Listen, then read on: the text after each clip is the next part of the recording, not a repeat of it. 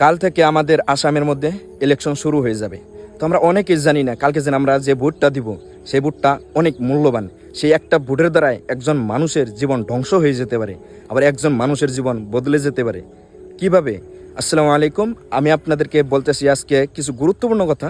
আশা করি আপনারা মনোযোগ সহকারে দেখতে থাকবেন এবং কি আপনার ফ্যামিলির সাথে, আপনার বন্ধুদের সাথে, সবার সাথে শেয়ার করবেন ইনশাআল্লাহ।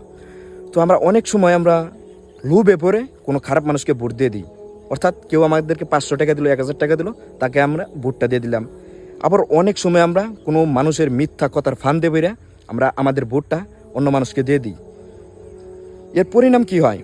এর পরিণাম হয় রাস্তা খারাপ, কোনো চাকরি দেয় না কেউ, এমনকি আমরা অভিযোগ করারও ক্ষমতাটা ছিনে নেয় আমাদের কাছে। আমরা একজন মুসলিম হিসাবে আমাদের এটা বহুত বড় একটি আমানত। এই ভোটটি আমাদের মুসলিম হিসাবে আমাদের বহুত বড় একটি কর্তব্য। আল্লাহ রাব্বুল আলামিন সূরা আন-নিসা আয়াত নাম্বার 58 মধ্যে বলেন, ইন্নাল্লাহা ইয়া'মুরুকুম আন তুআদ্দুল আমানাতি ইলা আহলিহা। অর্থাৎ আল্লাহ রাব্বুল আলামিন আমাদের সবাইকে নির্দেশ দিছে যে তোমরা তোমাদের ভোটটা, অর্থাৎ তোমাদের কাছে যেটা আমানত আছে সেই আমানতটা তোমরা হকদার মানুষদের কাছে পৌঁছে দাও। যেটা নাকি ওর হক, তার কাছে তুমি পৌঁছে দাও। অর্থাৎ তুমি খারাপ মানুষের কাছে দিও না, ভালো মানুষের কাছে দাও।